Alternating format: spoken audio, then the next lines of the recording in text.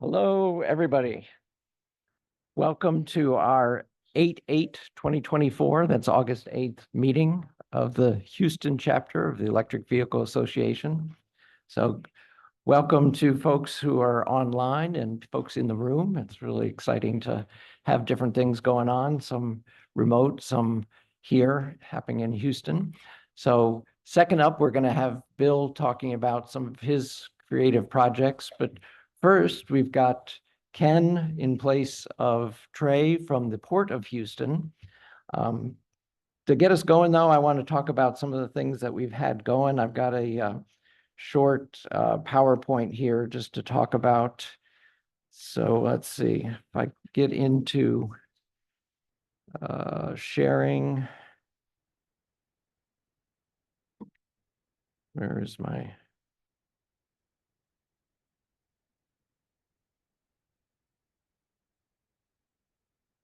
All right.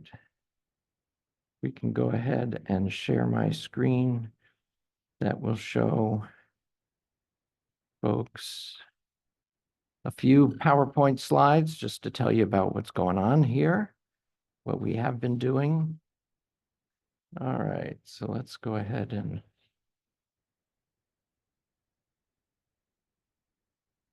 get going with, of course, the slide two. Yeah, it's just the bar at the top is kind of hiding my stuff here. Let's see if we can. There we go. Okay, now I can hit slideshow. All right, so folks online can see me as well.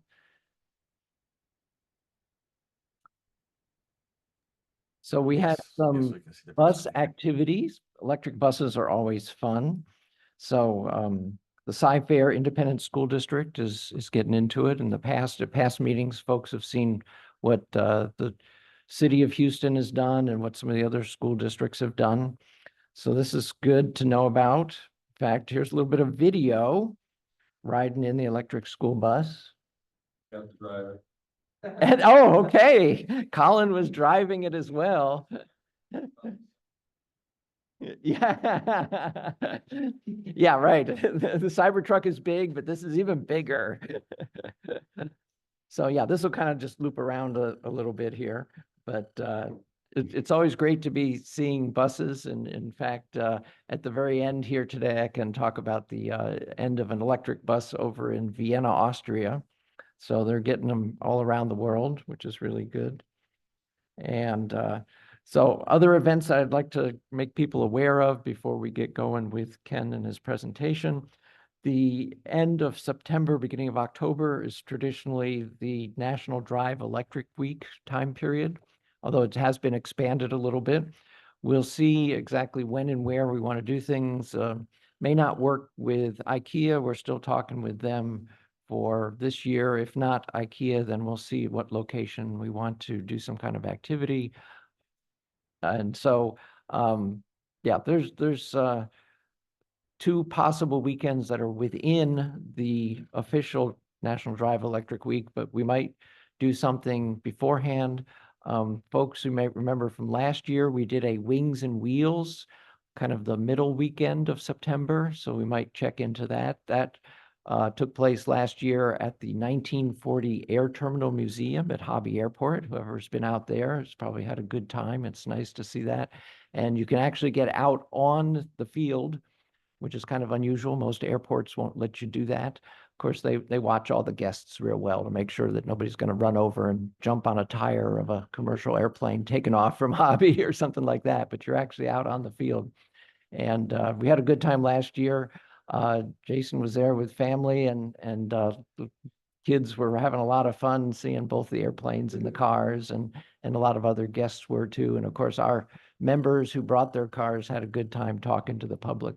So we'll see if that'll work out or what exactly we want to do. So think about things, communicate with the officers of the club if you have some ideas, things that you want to do.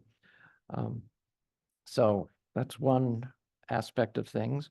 Also coming up later this year in November is the Electrify Expo in Austin. So that's within Texas. They do these Electrify Expos in other cities around the country. Of course, you're free to travel farther. But when I and some of the other folks have gone in the past, we've had a real good time. And it is not just cars. I mean, you see some cars here in the photos, but they have the electric motorcycles and bicycles and scooters and different things. Maybe not so much airplanes, but electric airplanes, of course, there's a lot in the press about those. So for folks in the room, you get a chance to see Emma's Honda Moto Compacto, which is a really cute little electric vehicle. So right here in the middle of the room for folks in the room. So yeah, that's a great development to have those out on the market now. And of course, Emma made hers really special. There's a certain cartoon character that adorns each side of it. It's just fantastic how she's decorated it. And so here, just kind of generic, we're always looking for speakers. So we're honored to have somebody from the Port of Houston here talking tonight. But we like to talk about not only the vehicles that are out, I mentioned electric airplanes, vehicles like that, but also where our electricity comes from for our vehicles. There's a lot of people that like to talk about those things and aspects of it, like in Houston, you can now use batteries at your home to not only charge your car when the grid is out, but you can supply power back to the grid. So that's kind of another interesting aspect of things. Of course, about a month ago, we had our big power outage. I was talking with my wife, and we actually got a 1 kilowatt hour portable battery now, so we can keep our refrigerator and freezer running. And hopefully we can get somebody to talk some more soon about how you can recharge that type of battery from your car. And being portable, this is about 36 pounds, the one that we bought, you can take it out to your car, charge it, and what someone else has done with theirs is connected up to the 12 volts coming out of your big battery, your multiple kilowatt hour battery in your car, and it can run through this portable type. Like I said, the one we got happens to be 1 kilowatt hour. There's some of them that are like 0.8 of a kilowatt hour. And then you can power something in your home. And so therefore you can basically use the big battery of your car to keep food from spoiling in your house. And so that's kind of a new development that's, I think, pretty practical, because of course nobody likes to waste food that is in their home and have it spoil because of a multiple day outage. Yeah, question? Uh, uh,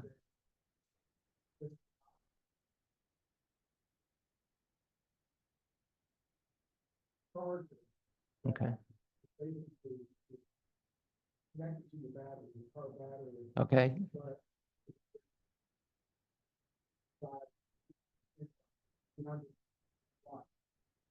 Okay. 800 watts from an EcoFlow connected to your car battery. All right.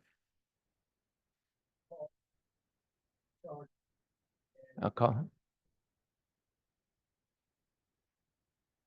Okay. You're trying it out now and everything. Well, I mean, a lot of us, yeah, I could understand you're trying it out now. So yeah, maybe we're going to want to have you tell everybody about your experience, because all of us, or quite a few of us, have been susceptible to these multiple day outages. I mean, most anybody, an outage for an hour or something, your refrigerator is insulated well, you don't worry about it. But when you have a 5-day outage, not too many people's refrigerators are so well insulated that your food's not going to start spoiling. And so that would be really good to hear about that. So Curtis, I'm going to talk to you some more here before you disappear at the end of the meeting, because yeah, I think a lot of folks would like, we all have an interest in electric vehicles, but to be able to use them for more than just getting from point A to point B, to use them from keeping food from spoiling at home is also a great thing. So yeah, it's another comment. Mike? We have a mic here. I can talk about. I can hear you online. Just so that nobody. I have to do things. I had success with the standard inverter, very power active, and so I connected that to the Chevy Volt. The Volt does not have a camping mode where it keeps the Volt charged. However, there's a roundabout way, which is connect the seatbelt. And then you like, and you leave through a different door and it'll keep everything running. So that's how we did it. And it didn't impact the battery life. It might have taken about 10 miles off the charge using it that way. Yeah. Otherwise, it easily could have lasted, 5 days, 7 days, a week, potentially. Perfect. Now there was no air conditioning in the house, but we had, we could still cook food off the inverter. Fridge was running. It was no big deal. Yeah, I think we all prioritize things. Yeah, the air conditioning is good, but there's other things that come first. So that's good, Luke. I'm glad that you got that experience. So yeah, we're all finding new ways to use our EVs. Okay, good. So continuing on, of course, joining the EVA is always a good thing. We like folks to join the big group. I imagine in January there'll be another national convention, just like there have been the last couple of Januaries. People can ask about those if they're interested too. And so here in the room, I believe there on the table, there's the EV1 sheet. So if folks want to spread to their friends and neighbors what vehicles are on the market, obviously you can show them what you got yourself, but assuming nobody in the room has got 26 or 52 different cars in their driveway to show their neighbors everything they might consider buying. These EV1 sheets are good at letting people know what's out on the market. And there's some business cards and things. And so let's head on over. So Ken, are you able to hear me? I can hear you. Can you hear me? We can hear you. So I will stop sharing here.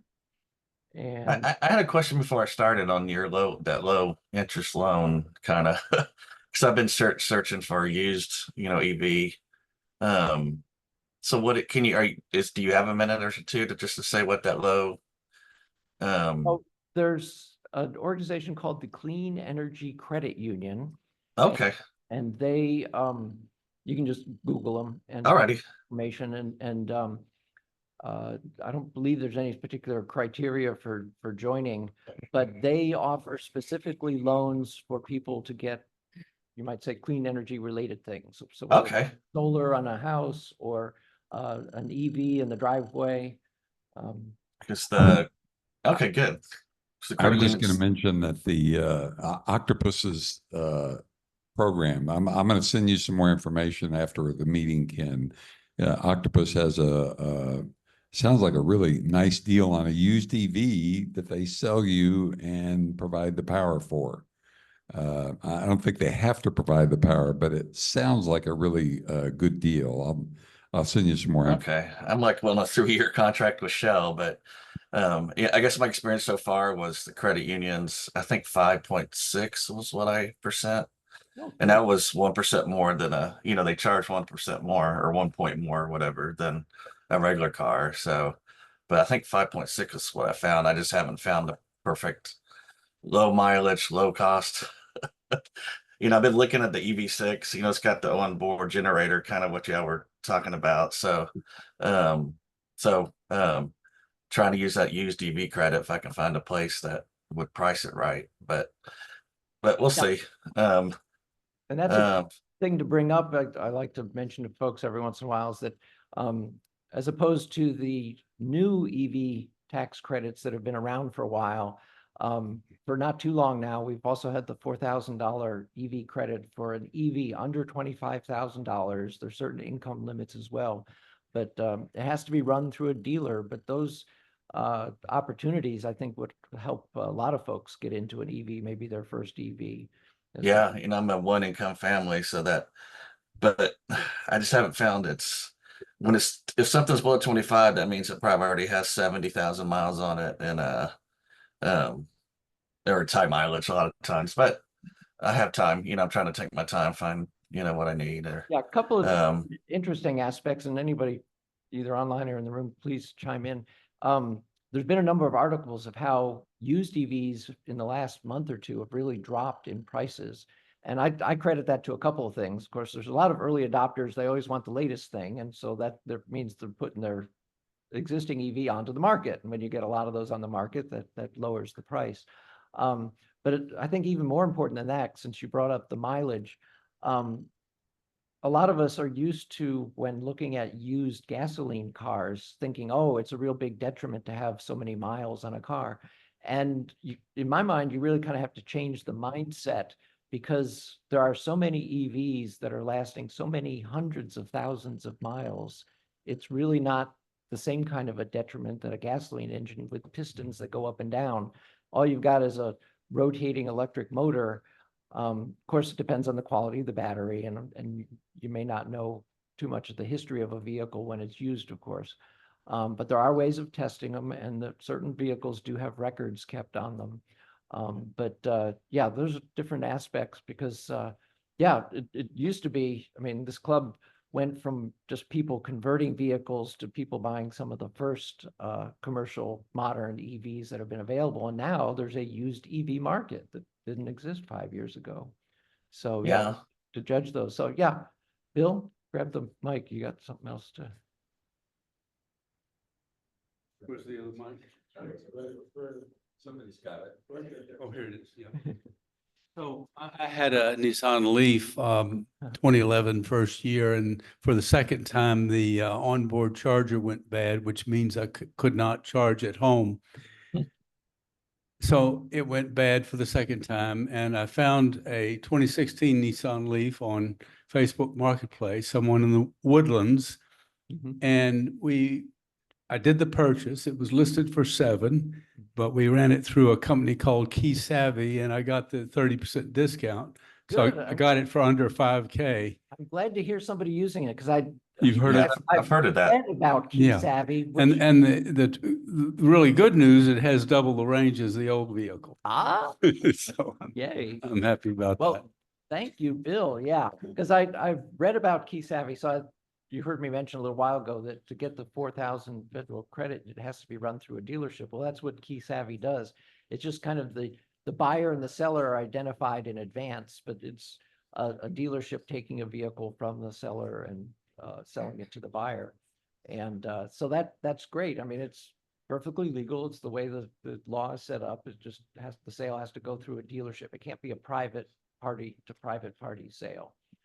So Key Savvy does that, and there may certainly probably other dealerships that would be willing to do the same thing, charge a small fee, and do what dealerships do. They buy cars and sell cars. Just in this case, you've already arranged who the ultimate buyer is going to be, but that's good to have knowledge. And so that is great to know that it's somebody locally here has used that method of buying a used one. So great. Okay. All right. Well, let me go ahead and get started, I guess. Yes. Let's see, I'm doing the share. And let me make sure I picked the right. Okay. I usually select it, but then I forget to hit share. So I think you should probably see Starting up and yeah, my slides. Yes. Okay. Yeah, so I think Trey, Campbell, my boss, probably spoke to you about a year ago. So so we're talking like, oh, what has changed, since last year, but some of the stuff's still the same, but there's some different things. So now I got to remember how to use the Zoom here. Oh, hold on. Okay, agenda, I probably should update the agenda a little bit, but it's basically the same one. It's just a little bit on the port, the electricity contract that we have, or the light duty EVs we have, and then the same thing, cargo handling equipment, and then electric dray trucks. We're talking about the semis, which another aside, your Electrify Expo thing. I'm curious, since they're probably 5 miles away from the Gigafactory, if Tesla sends any thing over like the semi. I'd be kind of curious to know, because they're really close to the Gigafactory. The racetrack is there in Austin. So I may check that out. So who we are, so I work for the Port of Houston Authority. or now we call ourselves Port Houston, kind of a trade name. But there's the overall kind of general Port of Houston geographic area, or the Houston Ship Channel is another way to kind of characterize the whole Port of Houston kind of area. But while us, the Port of Houston Authority, we have the public terminals, the public docks.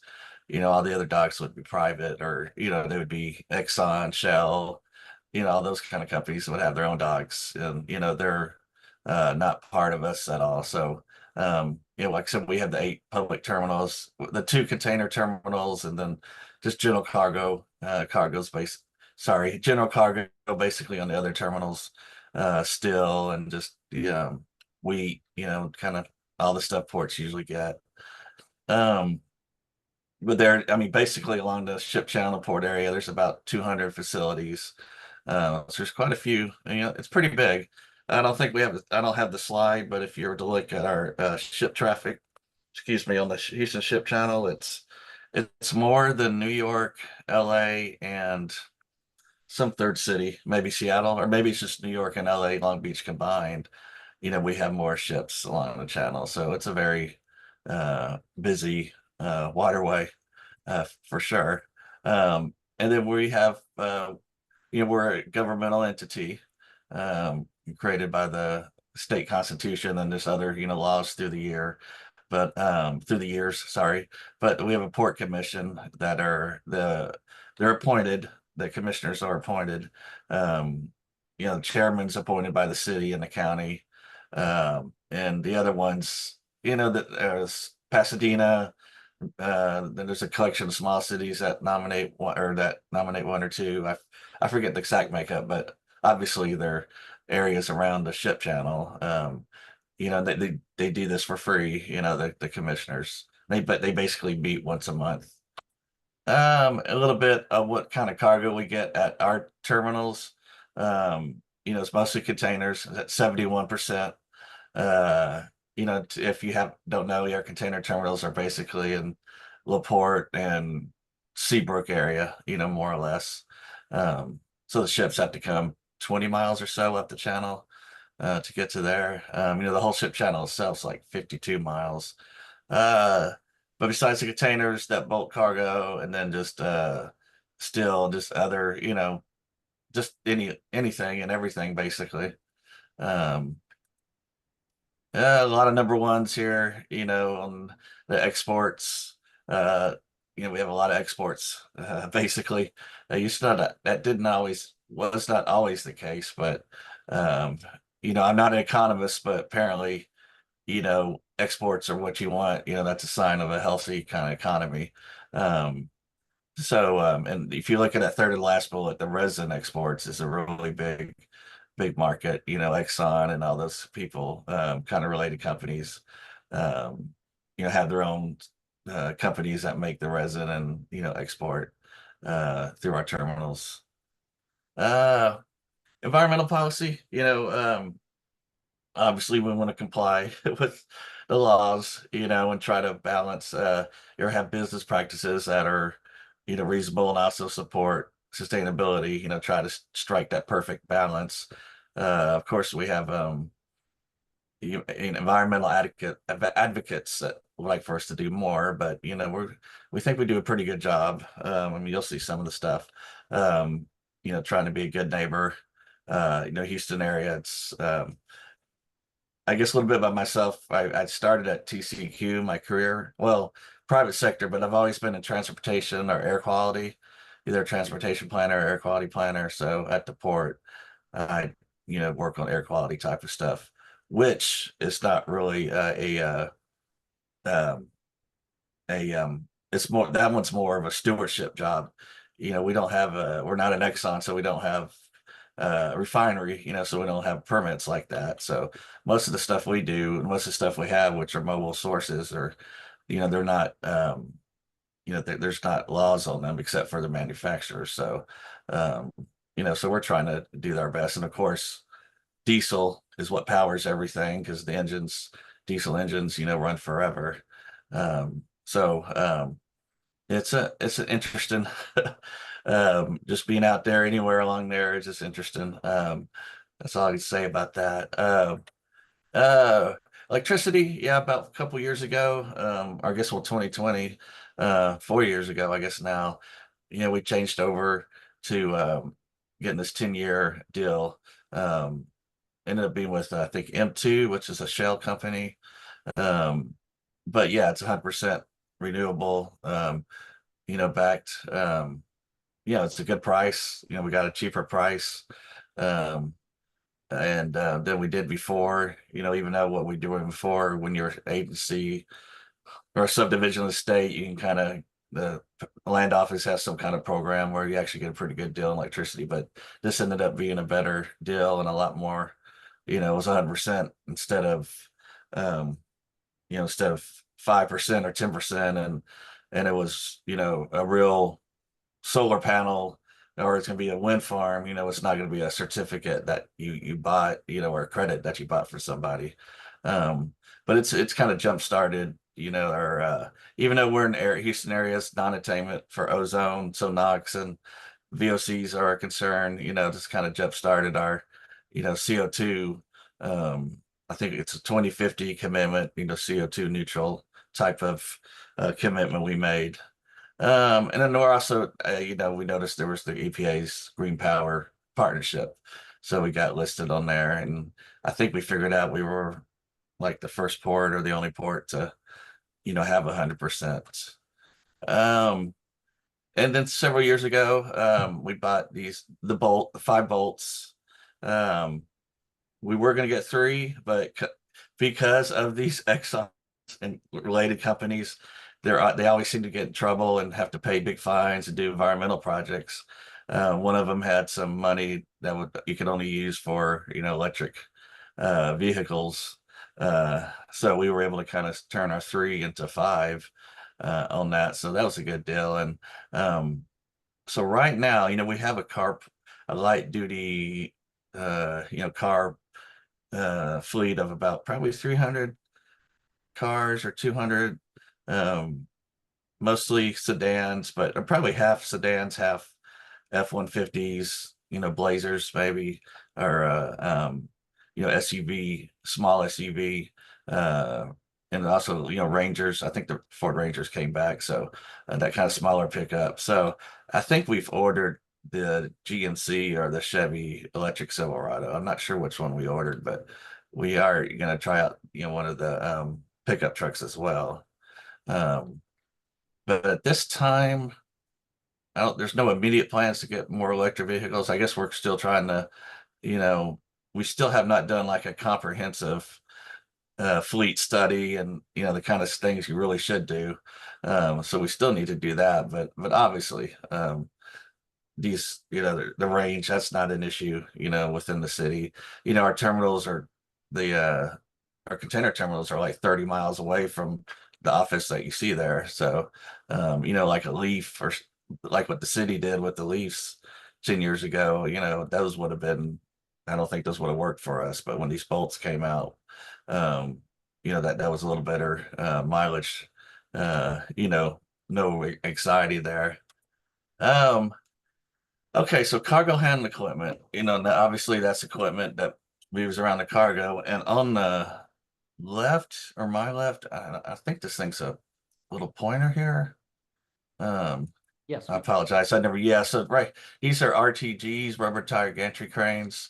They do make all electric versions of these. Traditionally they're 650 horsepower diesel engines.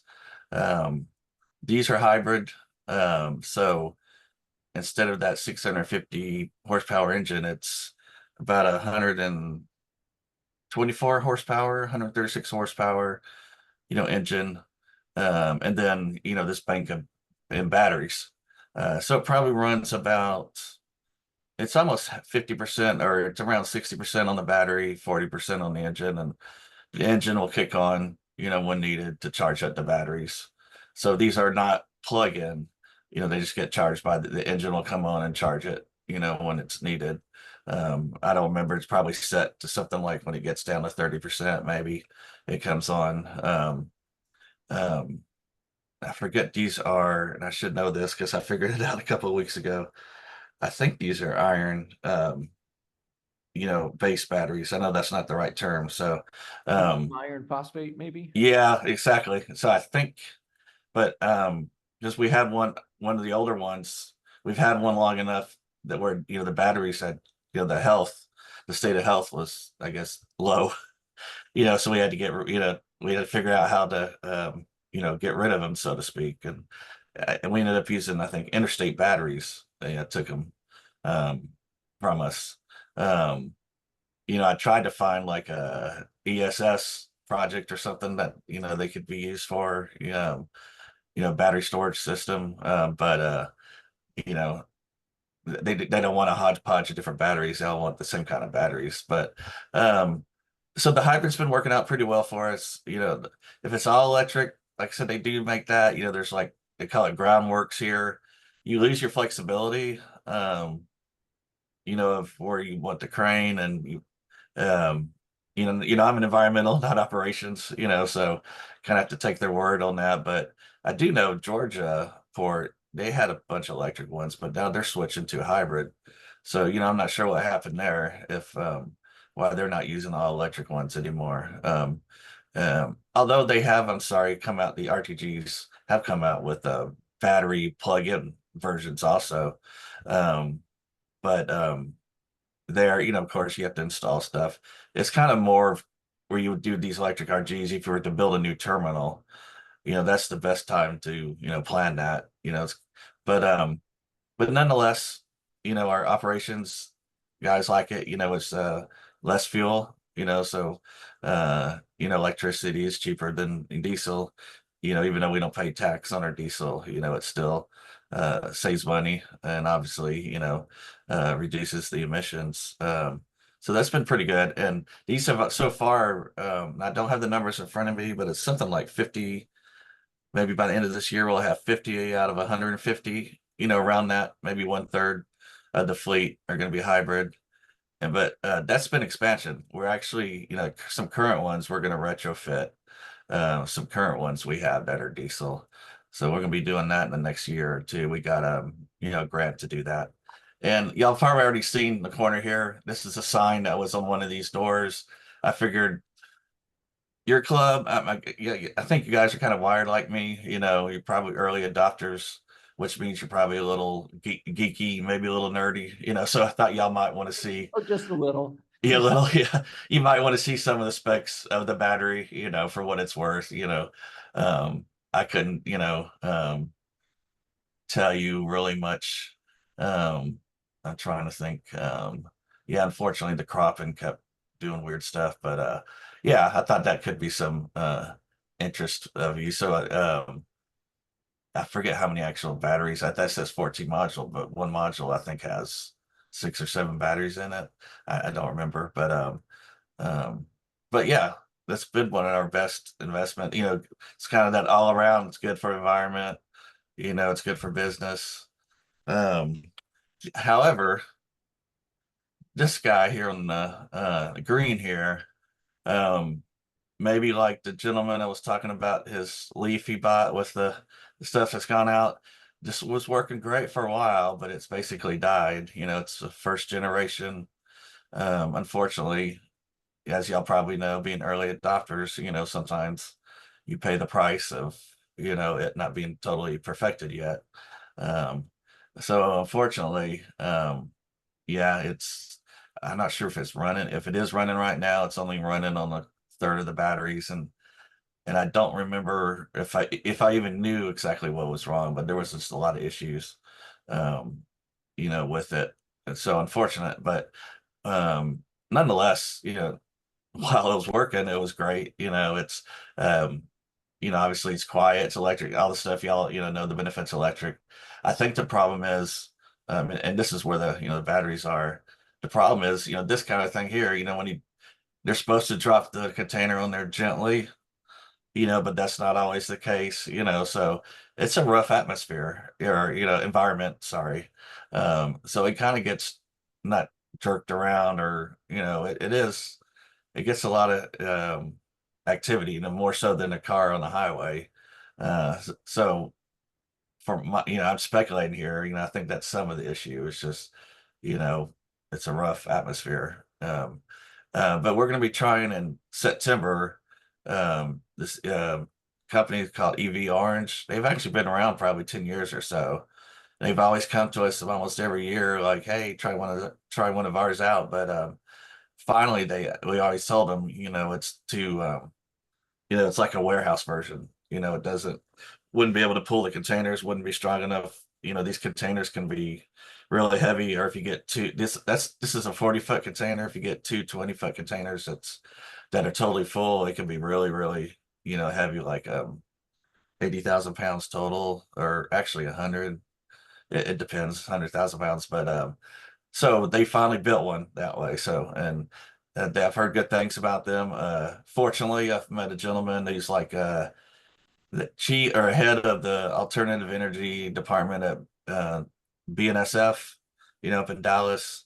They have a bunch of intermodal yards. So they've tried out almost every brand of everything that comes out that's electric. And, he had good things to say about this RGB company. So we're looking forward to that because, again, environmental department, this is great. But if it breaks down, and operations are, oh no, not again, that kind of thing.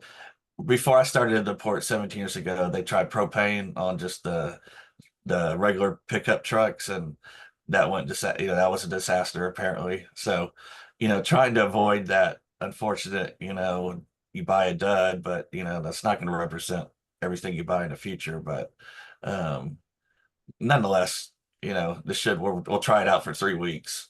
So, I think that's enough time to kind of make sure it does work, that they're not, babied it, right before they gave it to you to only last a couple weeks, that kind of thing. That was the one advice the gentleman from BNSF told me. Yeah, try to use it as long as you can when you're, just trying it out. So, so yeah, hopefully we'll try that out and work. And then, when the next good grant comes along, we can purchase um, a couple of them. Of course, we'd have to charge them somewhere. And this isn't actually our terminal, but this kind of shows this picture, but kind of shows, spaces as a premium. If, our operations would rather have the space to put containers on rather than, chargers, that kind of thing. I exaggerate a little bit, but, it is, stuff does need to be flexible. And I know there are semi-permanent kind of charging, things you can put in. So, it's all doable. But of course, our operations will come up with every kind of little thing, that they want to make sure it gets done, kind of thing. And then just, the electric trucks, the semi trucks. Trey, this is slides I know Trey had last year. So if you saw this last year, you saw this one too. But this is the Nikola battery one. This gentleman from Sunburst, I guess, took some furniture to Austin with this truck. And with these semis, the issue is the payload. This truck's really heavier, probably 9,000 pounds heavier than the diesel.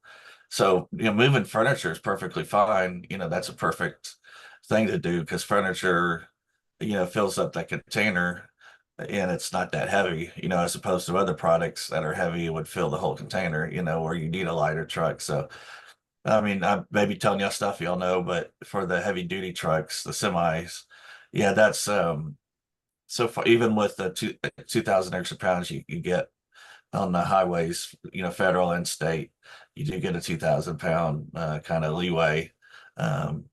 It helps, but that's just an issue. Of course, the range, the Peterbilts, I think, are 150 miles, and the Volvos, I think, are maybe 240. And of course, we're talking, you hear people say 3 times more than a diesel, but probably when you're said and done with charging infrastructure you need to put in, and you forget too, if you ever knew, even a regular diesel truck, these trucks have a certain excise tax on them. I think a 10% tax. So you're paying a $10,000, 10% tax on a truck that's $440,000, or I don't know what these are exactly, but they're around there, probably 400,000, 330. Generally about a third, but that tax, that 10% tax, of course, adds on, more. But nonetheless, he's been on here. I think we've had a couple other trucks, the Hyzon fuel cell trucks. I know have come on a couple times. They've tried a couple of those um, to pick up containers and stuff. So future plans, I put in there grants. I guess since last time, since Trey talked to you guys, we applied for and received about $27 million grants. And this was one of the infrastructure bill grants and programs, and it was the reduction, and had a long title. It was like reduction of emissions and port facilities or something like that. But we see, the 20, it's going to help fund 30 new, semi trucks. I made sure to put zero emission semi trucks. So, we're not talking pickup trucks. We're talking in the class 8, the biggest kind of semis you need, because the smaller trucks like a class 7 or, like a beer truck or a Coca-Cola truck, those are, I think, are class 6 or 7. Those aren't strong enough to pull a container. So these are the big, class 8 trucks. And our idea is to try to help, maybe the independent owner operators. That's what most of these trucks that you see are, independent owner operators. So, they're not company trucks. So, they don't have the capital or sometimes the credit, frankly, this could be a challenge, but we're going to try to help, those smaller guys on this grant. So, and this also is paying for some, I'll put it on here. I'm sorry. Some portable chargers.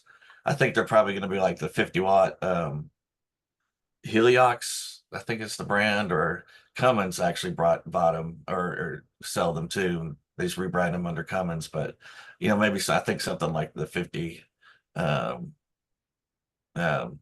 kilowatt, 50 kilowatt, right? No, I'm sorry. As opposed to the heavier, the stronger 250 ones. Then there was the Clean Ports Grant. Probably 2 months ago we applied. Hopefully we'll know end of this month. That one was a huge grant. I mean, I don't know why I didn't put the total here. It was probably $400 million what we're asking. In that case, we're looking at, 6 of these container handlers would be for us, for the Port Authority.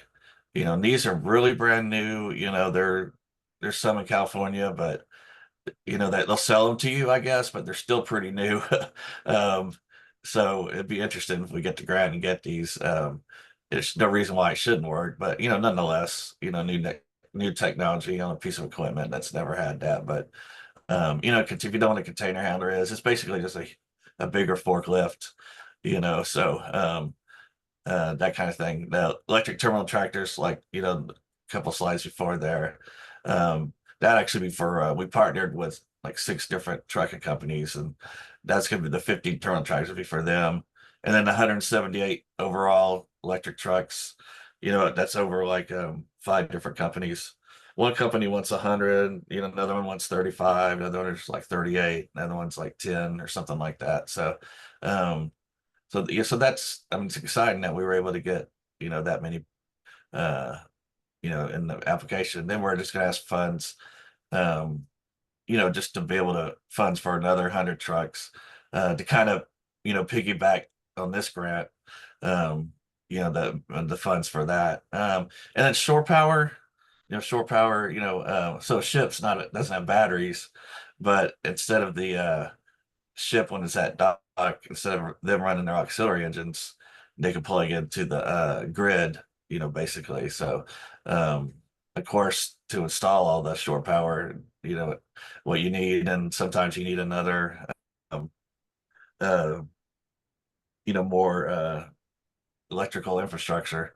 So it's that could be a challenge, but we apply for that, and hopefully, we'll get that and be able to plug in, or those ships will be able to plug in and not run their auxiliary engines. And I believe that is, yeah, that was my last slide. And so I guess right now our big focus is those electric trucks, semi trucks, try to get those on the road. Get that jump started, so to speak. I can't, if you were talking to me, I can't hear.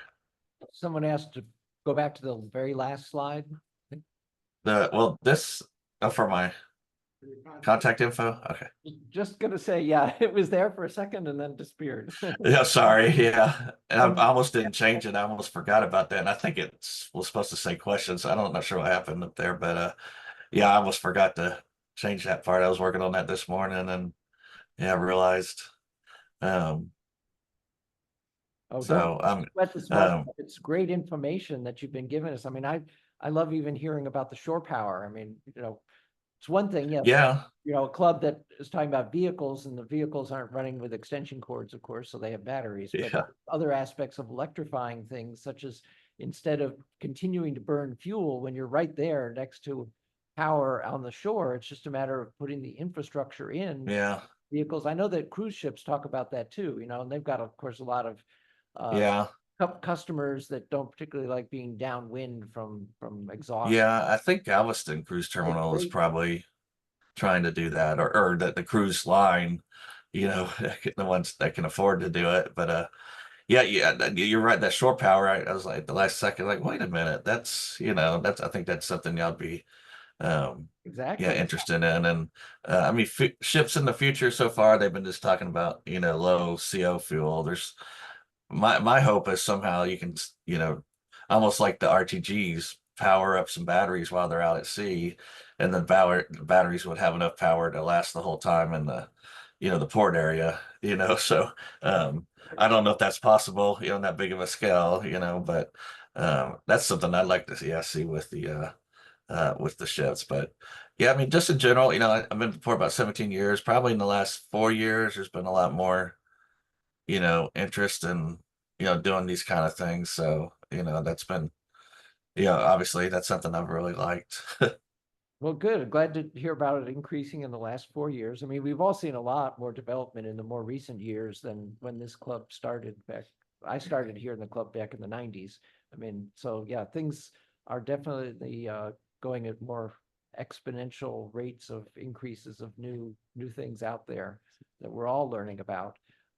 So glad to hear about your reducing emissions, that you're at like 1/3 of the fleet. And I liked seeing in your one photo the wind turbine blades. That was great. I always like seeing those going down the highway. Yeah. I'm not sure. We get them. Galveston gets them probably free. Yeah, I'm not sure what the latest. It's wherever they're going, I guess. Anything that leaves. Well, the wind blades are. So sometimes they do go down and we're a good port for South America, to get down to South America or to get stuff from there. We're probably the biggest port that, supports between us two, as how LA is to Southeast Asia, even though we've gotten a lot more Southeast Asia traffic than we did 10 years ago. The South America trade is kind of, the optimal, I guess, locations and stuff. But I'll see stuff every once in a while, like the blades or something else, some huge piece of equipment that started in Houston. Right now it's up in Montana, trying to go through a town, trying to wait, to turn. They're so big, but usually the story will say, yeah, it came in through Houston or something like that. So that's always interesting. Nice. So Curtis here in the room has got a question or comment. Yeah. Sure. Great presentation, Ken. I'm an architect and urban planner and an Okay. enthusiast. And I do a design studio every year on urban metabolism. And what that is about is how our systems are integrated.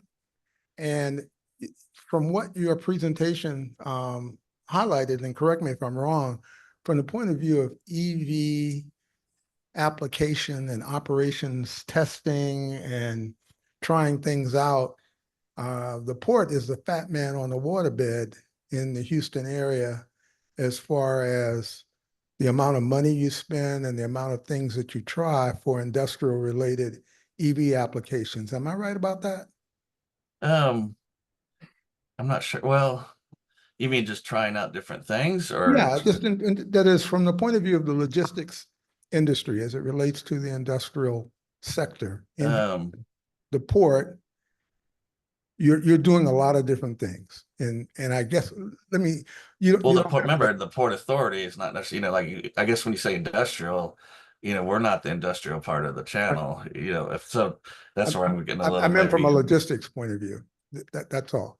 okay, But my point is this: a lot of the equipment that you're using and trying out has a life cycle. And eventually those batteries are going to get recycled. And you make reference to right, that early on. right on that one Yeah. crane, yeah, exactly. Correct. And what I would and ask, and I know that operations is what you're all about, and the environmental piece is to create a context for you to operate well in the environment.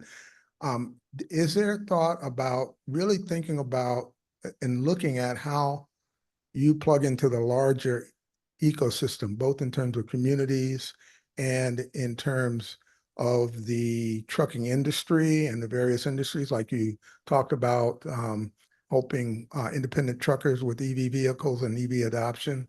I can imagine containers being outfitted with recycled batteries that could go into communities so that you'd have local charging stations available, just a whole raft of innovation that could come out of your operations, not you being the lead, but you being the lead in helping think about these things Right. and applying it. Because I don't know, what do you spend a year on EV acquisitions of Oh, equipment? that part, I mean, Be that part I good to don't know. Yeah, it'd be good to know, because I suspect it's a fat number, and it's a highly leverageable number. And at some point, you could project very easily into what you're recycling and refitting, the impact on the repair industry, um, conversion industry, all kinds of things that it appears that because of the scale of your work, you guys could very easily do it. Not that you would have to gear up to do it, but with the universities around here, I'm at U of H, there's Rice, TSU. Right. There I- are all kinds of partnerships that could be done to really kick ass in this area and do some very interesting things. It's just so. I'm sorry. Are you Bruce? Right? Did you say you're Bruce? What's your name? Oh, Curtis. Curtis. Oh, Curtis. I'm sorry. There's another gentleman named Bruce. I think he's an architect at a different air quality meetings I go to. That's sounds kind of not sounds voice, but has similar views. I think so. I was just trying to think. Just because of a different meeting earlier, you talked. I mean, trying to think what this doesn't necessarily have to do with electric, but more just reducing emissions. Our container terminals are open all the time for the ships to unload and load, but trucks only come on, Monday through Friday, 7 a.m. to 7 p.m. I may be an hour off on that, but we've done nighttime gates, like late night gates, or like Saturday, the gates are open, but none of the warehouses are open on the weekends. Either none of them are, or they're not enough, at night or on the weekend. So it's kind of like what you were almost saying there, with a group, or we need a collaboration of for that to be successful. Of the warehouse industry needs to adjust. If they can, maybe they can't. I don't know, but generally, well, that one grant we applied for. I was just mentioning the equipment, but there are workforce um, like development components to it also, to train, not just our guys, our mechanics, to work on electric or maybe fuel cell, but for, a program in the city, or, something like, or the community colleges or something like that. So, but yeah, you're right. I mean, unfortunately, when it's outside our gate, so to speak, we don't have any control. Try to have influence, and try to work with the city and try to help, our surrounding neighbors and communities. But, still some of that's out of our control, and it's the city. We don't have any traffic authority, or, at Saturday gates, but to the trucks going through neighborhoods, I know the city is actually working on a truck program plan right now, where they'll the city of Houston, LaPorte and Pasadena, I think they already do this, but there's certain roads trucks can't go through, but city of Houston does not have that, not it, or they might have just passed it, or they're about to pass it. They're doing a pilot project right now. So it's a little bit, working with that, overall, just reducing the impact of these trucks. And I mean, to be fair, I say our trucks, the trucks that come to our terminals aren't sometimes those aren't the ones that really go through the neighborhoods, but sometimes they're on the outside of the neighborhoods, what on the curb, waiting for a warehouse to open or something like that. So, you know, um, that is another component of that grant we did get was I didn't mention that, but APUs, um, auxiliary power units, electric ones. So, instead of them idling, with their diesel engine, they can just use that APU instead. And so that grant we're gonna have, that's I don't know how many it's gonna pay for. So yeah. So hopefully that kind of answered some of your question there. And this is Jason Rapp, sitting next to Curtis. I just wanted to add in, I think just the fact that you guys are doing that is benefiting the community because you're building up expertise in the community on how to use these things, how to fix these things. And that accelerates the community as a whole as that expertise spreads out into the community. For a second there, I thought you were going to ask for the batteries, because Well, it tossed a bunch of them. Well, not directly, but my point is, I just wanted to highlight, and I'll be contacting them directly, that they have a potential. That the port isn't going anywhere. You're into the logistics business. You're committed to trying out EV technology and deploying it. You got to repair your stuff. You got to recycle these batteries ultimately, and you can be a leader in informing other industries and helping others partner with you to kind of spread the love, if you will. I mean, yeah, I had one student had this brilliant idea of taking recycled Nissan Leaf battery packs, packing them into a container and using that on a barge as an emergency battery charging system for communities in the event of storms like we recently have. So you put the thing on the back of a trailer, or you barge a bunch of them down to Biloxi if that's a problem, and put them on a trailer and spread them around in the neighborhoods. And then when they're done, they can come back to the port and use them in ways that you've described. They can be, part of power systems on tugs. They can be shore power for other ships, but in an emergency, they can be gathered up and distributed to where they're needed. So that's one student, one idea, one studio, and one can imagine dozens of ideas. Again, you guys don't have to be the ones to do it, but because you're big, you have enough scale, and you ain't going anywhere. I mean, no CEO at the port that said, "Oh, let's move to China." No, you're here, and you'll be here, and so that's the point that I'm making. That unique position, and from a economic development and environmental impact, community economic development, I think you have more weight and influence than maybe you guys are seeing. And it might be some others. Because if I'm operations at the port, I'm not looking at all that stuff. I've got a throughput to deal with. So I don't have time to think about it. But other people have time to think about it. And if you guys can figure out how to plug in with them, it could really. I really did. Yeah, it really was those batteries. I mean, we had 100 of them, but everybody was only interested in like car size batteries. These are bigger batteries. And I was just trying to find, although we sent them away before I could get it to them. I did find a Rice professor, a group of Rice, they would try some experiments they were doing, they wanted to try it on these batteries. But yeah, I was trying to kind of what you're saying, I mean, I'm telling you stuff, it's not good anymore for that application, but it's perfectly fine for, a storage system. So battery storage system. So, or, I hadn't never heard really kind of the, in a container to use it as a emergency there, but I mean, it's basically a battery storage system too, I guess. But, Yeah, I agree. Yeah. I mean, probably in another 2 years, we have 4 of them that are older than all the rest. So, probably in a couple of years, we'll have another 100 or so batteries. So, yeah, hopefully maybe we can get a little better, thing on that. And you mentioned logistics, and maybe y'all are not aware of this. Is something, and I don't know if there's a warehousing. They build a bunch of those warehouses you see, Prologis or Prologic. I can't remember the exact name, but they're starting to put the battery energy store systems in a couple of their warehouses because normally those things seem to go outside the city, because they're too big. There's not, land's valuable, but when they build their warehouses, I guess a couple of them they're building enough room to put in, a 10 megawatt, battery storage system to sell to the utilities. They're charging them during the day and selling it, making money. So still, I was thinking, well, maybe they use a 1 megawatt for a charger or something, but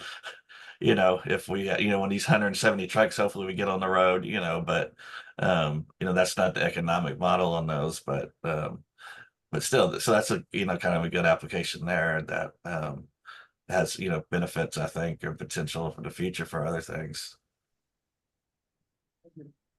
Okay. I've got a question. My on the life cycle of like your fuels that come into the port. So, you guys obviously buy a lot of fuel to run all of your equipment. Have you looked at like for the total amount of fuel you come in, where does it go? And then use that to target what would be a good thing to upgrade to electric? Not yet. I mean, it's, we know how much we buy and, we keep track of it just for, we do not have anything out published as far as like a scope 1, scope 2, greenhouse gas thing. But right now, yeah, those RTGs are those rubber tire gantry cranes are the biggest consumer of the fuel, for us. So, and emissions, every 5, we're starting our one for 2023. For the year 2023, we're doing our most latest goods movement emission inventory, something we've done every 5 years, just to estimate the emissions from our cargo handling equipment and also the ships and the trucks, the stuff we don't have control over, but nonetheless, estimate, and the rail, and the tugs, try to estimate the emissions from all their activity that was related to, moving cargo. So now I'm sure know why I brought that up. I know we were talking about fuel. Um, but That's those exactly. RTGs are our biggest contributor, to NOx, and I'm sure CO2 also, so having those hybrids definitely help. And you kind of, I'd love for everything to be electric, but then again, taking an older diesel engine, getting it to a new tier 4 engine, you're like 98% down. You're only like 1.5% away from being zero for, a third of the cost, so fortunately, with the hybrid, when the engine is running, or even a new yard mule or a terminal tractor that's a diesel engine, at least those are so much cleaner than they used to be. They're not zero, but it's a challenge. I mean, it's expensive. It's that yard mule we bought. I say yard mule, it's another word for terminal tractor. Was probably, or we got a grant for it, but it was $440,000. So a diesel version is usually like 110, 120. Same and more line, that's the same thing for like trucks. Cisco, Cisco, I think finally got like 10 of the electric trucks in. Cisco, as in the food service, SYCO, not the router company, but the food supply company. They were planning to do a lot more, but they cost so much, they've scaled down their deployment of electric trucks, so there's that cost is still, it's a bear, even with grants, it's yeah, it's hard to kind of overcome that shock of the price. But, baby steps. All right, more comments from folks online or Let me stop sharing. Robert? I have a question for you. You were talking about grants. has the Port of Houston received anything from the Inflation Reduction Act? Because I know a lot of it's going to purchase electric school buses, electric buses, et cetera, but has anything been done with regard to the Port of Houston?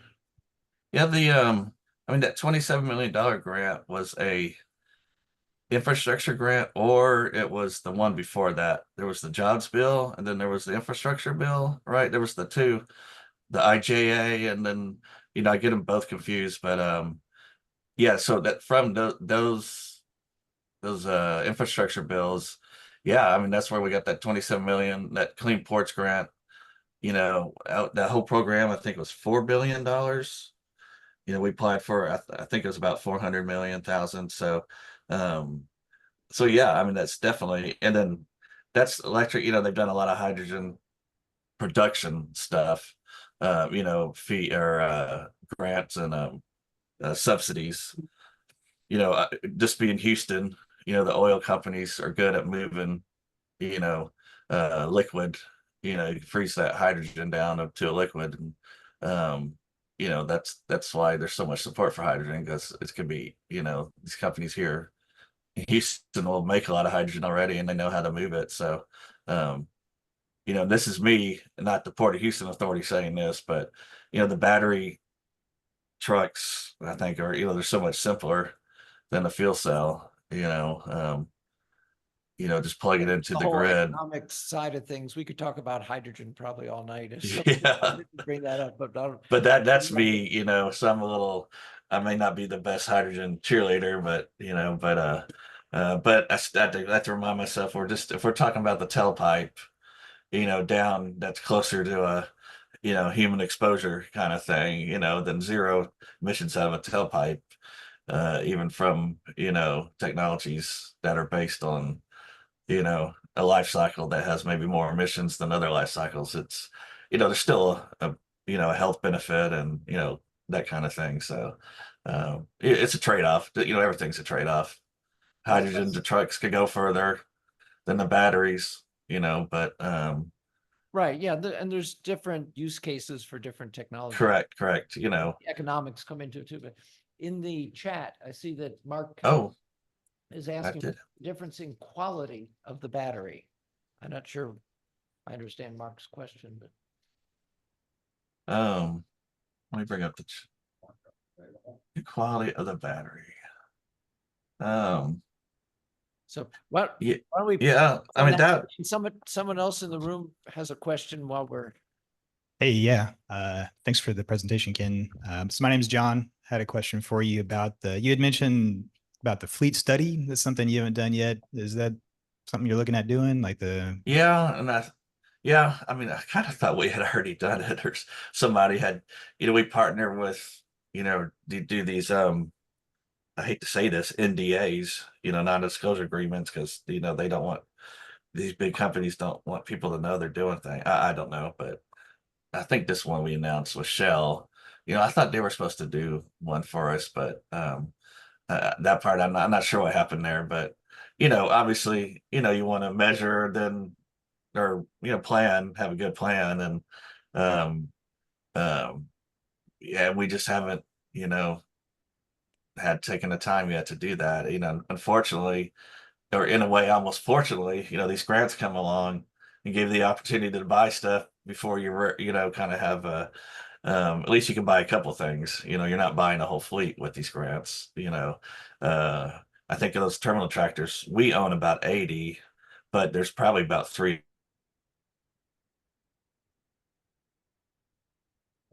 You still there, Ken?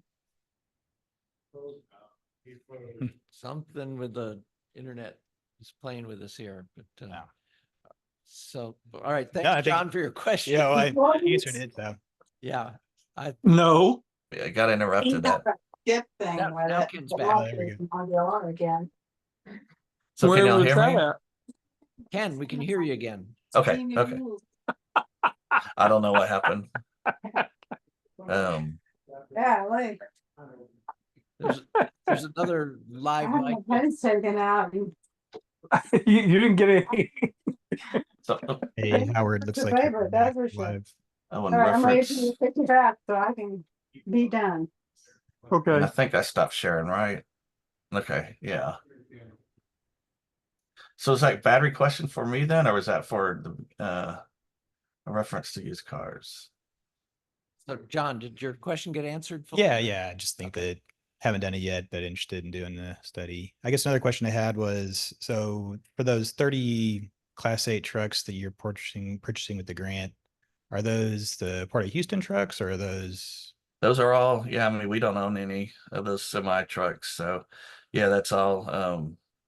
Yeah, that one, that first grant, yeah, that's right now they're, yeah, I forget what it's called, Clean Stacks and Stacks with an OK, and it's an acronym for something, so it's a program that we're going to start to, help fund, a truck, just kind of like a normal grant program, but I'm not sure what percentage we're paying, and I think it's agnostic as far as it being fuel cell or battery.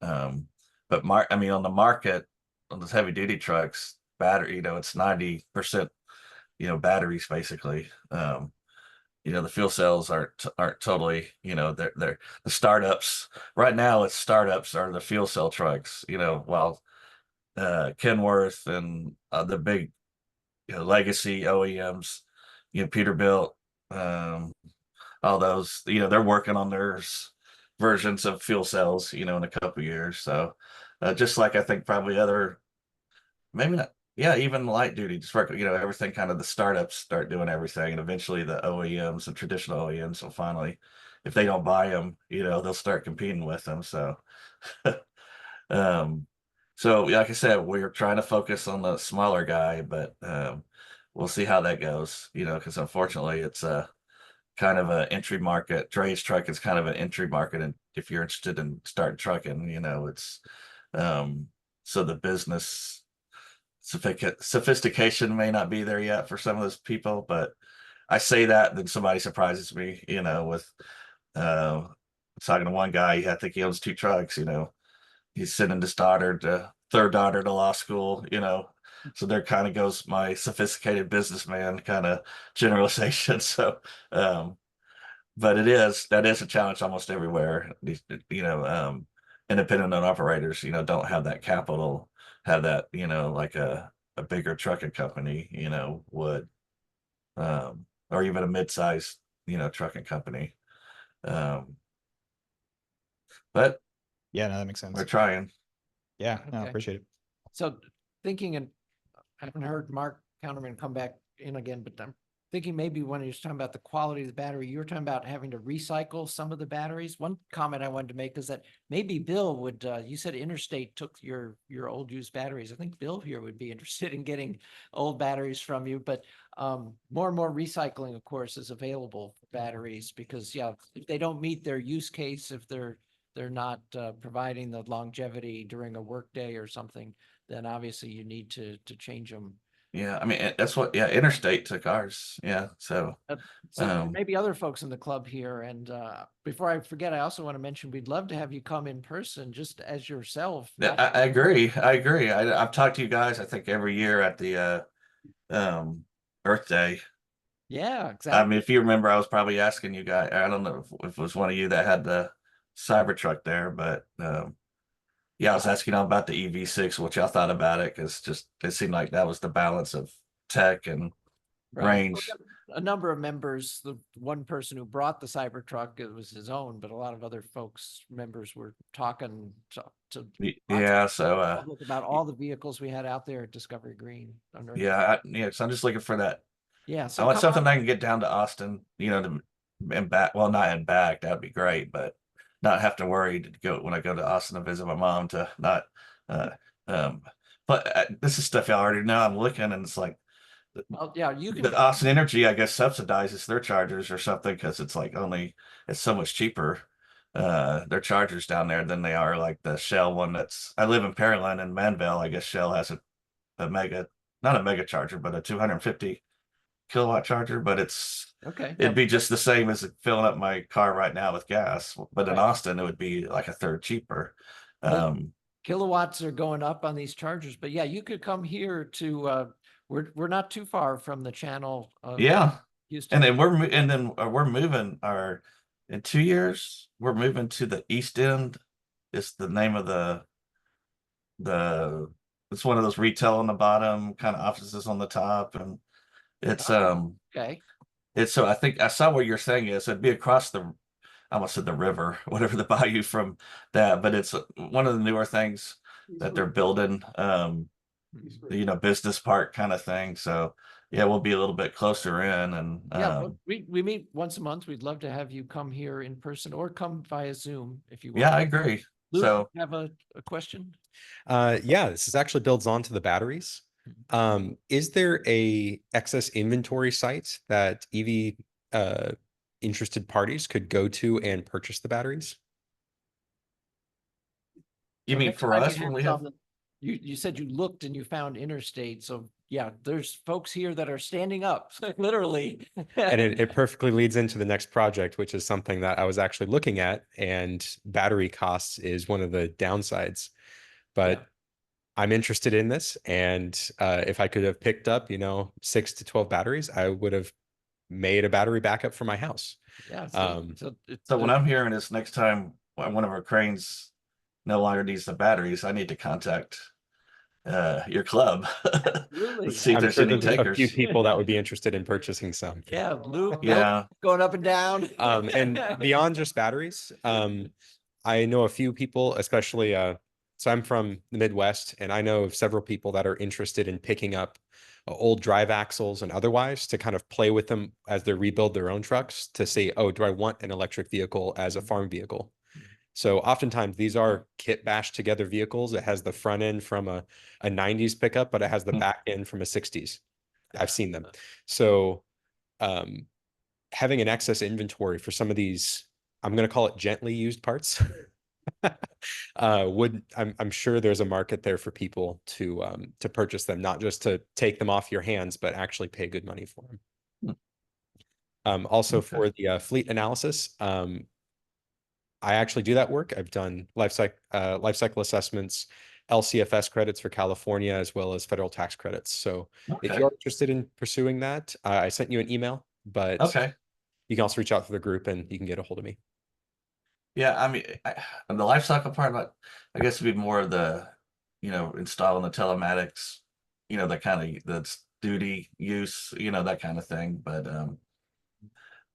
we don't have to, I don't remember how the rule or the law eventually came out, but we don't have to, we're not required to report any CO2. I don't know if that law ever finished or went final, where the Exxons and those kind of companies have to report their CO2, but So in the chat, I mean, we do have that commitment. We are reducing it, but I hate to say this. I'm a NOx and VOC guy from the ozone non-attaining area. I'm more into the local reduction of emissions or the health, rather than a global, I'm not sure, climate pollutant, more of a health pollutant. I think you know what I'm trying to say. So sometimes I'm not in that state of mind as far as the life cycle. I'm thinking more of the here and now, what's coming out of the tailpipe. So keep that in mind if I'm talking about stuff.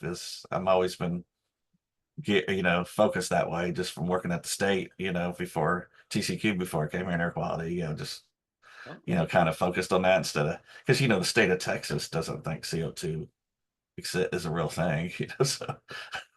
Oh, I see here in the chat, Mark Counterman clarified, he's writing, similar to buying a used ICE car, highway miles versus city, does the charging cycle types affect the quality of the used battery?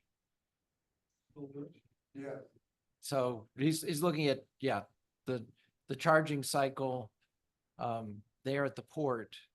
I guess you charge the equipment daily. Well, right now it would just be the 5 volts, and we only charge them to the 80%. So the cars you're referring to specifically, Yeah, because right now because of the RTGs, those are not plug-ins, and the yard They're just terminal hybrid tractor is not working right now, but Right. And to tell you the truth on that one, I'm not sure what well, those are the iron phosphates again, which from my understanding is 80-20 doesn't, it could help those, but you know, you don't really have to worry about the 20 to 80% kind of range. Right. For state of health, you know, I think it's still, That chemistry can take more. yeah, that 80 to 100%, I think still may take a little bit longer, but you don't have to really worry as much about creating heat, you know. And I think just in general, you know, not having to worry about the thermal runaway of a battery in a rough atmosphere is probably good, because those Nikolas, you know, they had their battery truck, they had one that caught on fire, like a thermal runaway, then it caught on fire again like a month later, still parked in there. You know, I say fire, you know, something started, you know, but I mean, that is kind of a concern on my part is, you know, eventually one of these trucks will get in a wreck, you know. I don't think it's gonna, or hit one of our cranes. You know, the cranes can only see on one side, and you know, the trucks aren't supposed to be in certain parts of the lanes, but sometimes they are, and you know, they'll get hit on the cab or something. So you know, battery may not be that, you know, I don't know. It could create maybe, you know, some kind of situation. But you know, same thing with a gas, if it's a gas tank in a hydrogen truck, you know, I don't know, and that's supposedly will evaporate. It's lighter than air, I believe, right? So hydrogen should, Sure. you know, not just, it should disperse pretty quickly, you know, but some little, you know, once we do get a whole bunch of those, you know, that's gonna make, we do have our own fire department, you know. I have seen where the electric truck companies have their emergency procedures, you know, so I'll just make sure our guys have Right. that, you know, take the training if they haven't already, you know, First but responders need to learn about the different technologies that are coming. because yeah, they have to sell that same stuff, you know, in the big trucks, you know, don't cut this red cable or whatever. Right. All right. Well, thanks a lot, Ken. And as I said, we hope to see you here every month, and please stay on for the rest of the stuff we've got coming up here. So Bill, if you'd like to come on up, we'll put your PowerPoint up for everybody. But Ken, I think that's been very, very informative. We really appreciate everything No problem. Yeah, I enjoyed it. So that you told us here tonight. So, okay. So let me go ahead and. Goodies here and Yes, we should tell folks in the room there's some snacks and things for y'all. I didn't bring the drink, they were in the break room. And including some Subway sandwiches in the back. So, No, all right. there's no Subway So sandwiches. let me go ahead Are and there? share. These No. we've got here. Got first. some nuts with nutty people.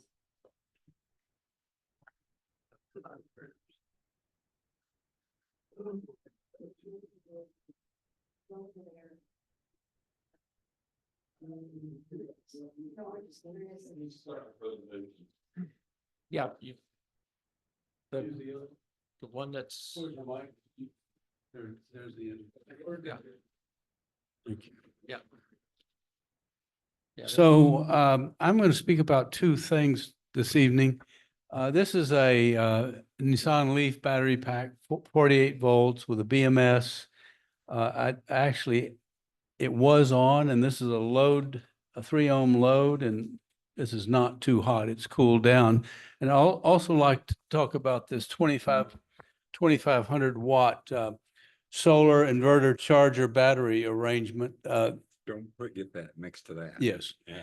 And I'll go over that also. I had 3 weeks without power, and I kludged up something to give me power at home. So I decided to formalize this and make one, and I'll share the plans for this. If anybody wants them, let me take a photograph of, or you take a photograph of my contact information. So before Emma helps me with putting are we going to be able to put the camera on these things? Yes. Okay. Before we do that, I want to go into and Colin was kind enough to prepare a PowerPoint, and I'm going to start with Colin's experience. He connected. I'm going to start at the end. Yeah. Scroll down to the end, if you will. The last slide. the last slide. Okay. Yes. We've all had challenges, maybe one up from that. Challenges during the 2 power outages that we've had recently. Colin, go ahead. So this is the day after the derecho hit. I went to Home Depot and bought the inverter, 1,000-watt inverter that's used mostly for worksite power, and I just plugged it into my Model X, 2018 Model X, and to the low voltage battery, and got enough to power the fridge and fans and internet and so forth. That worked fine. When I switched to the Model Y, which is a 2020, I started getting a message that said, obviously it was aware that the power was disappearing somewhere, and it didn't like it. And then eventually, I continued to use it anyway. And eventually it said that the low voltage battery was bad, which I don't think was true, because I just had it replaced a month ago, the month before. So I don't think that was true, but it's kind of too much of a coincidence, maybe. Yeah. So when this was all over, I ended up getting the battery replaced under warranty, even though I really doubt that it needed it. So the bottom line is that the newer Teslas don't look favorably on you stealing power. That's the bottom line, I think. Okay, Bill, it's yours. Okay. Thank you. Yeah. So I had to deal without power for 3 weeks and then 7 days, and I developed this right here. And the intent was that it power my refrigerator. I wasn't set up to do so during the derecho, but this one is a little bit more. It's 2,500 watt hours, 2 12-volt lithium batteries, and we'll get a camera on it here in a moment. And I took a kilowatt meter, that you plug in the load and plug it into the wall, and it tallies kilowatt hours consumed, maximum power. I plugged it into my refrigerator, and my refrigerator, depending on whether the setting was cold or minimum cold, the watts were 300 on the cold side and 165 on the warmer side. And I think, if I remember correctly, I think it's in that's a picture of this thing here. I think it was 2,000 watt hours per day on my refrigerator. The numbers are summarized in a document that we'll show shortly. So the intent was to power a refrigerator, but then I've got 4 short videos. I recently helped Linda Foss, and I don't know whether she's still on the line. I guess she's not, to install a EG4 air conditioning unit. And this unit is powered by 4 solar panels, maybe 1,100 watts total. And it provides cold air inside the house. There's an outdoor unit and the indoor unit. Let's go scroll up, if you will. There's a video in the PowerPoint. Okay, can you play that? So there's four videos, one describing the solar on the roof and the power coming down. The other covers the outdoor unit, and the other 2 are the indoor unit. I was under the opinion that air conditioning was not doable, because typically an outside unit draws a huge amount of power, and it's a challenge. But this thing works, and Linda, we installed it, and it runs off of solar during the day, and it also is connected to 110 volts, 120 volts, and that's when she runs it at nighttime. And so the combination of running a refrigerator and running an air conditioning unit is what this is for. And can you go ahead and play that first, that one right there? Yeah, I think that's it. Okay, can you turn on sound? Is there any sound? If not, I'll describe what it is. Yeah, if you could describe it. Okay, so there's four, I think there are 270 watt panels connected in series. So the maximum voltage is 4 times VOC, 120 volts. Comes down that EVC. I've got a 10 amp fuse because the eye short circuit is less than 10 amps. So there's a fuse up top. It comes down. Go ahead and play the second video.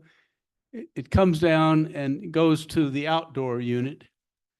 I guess we're still playing the first video.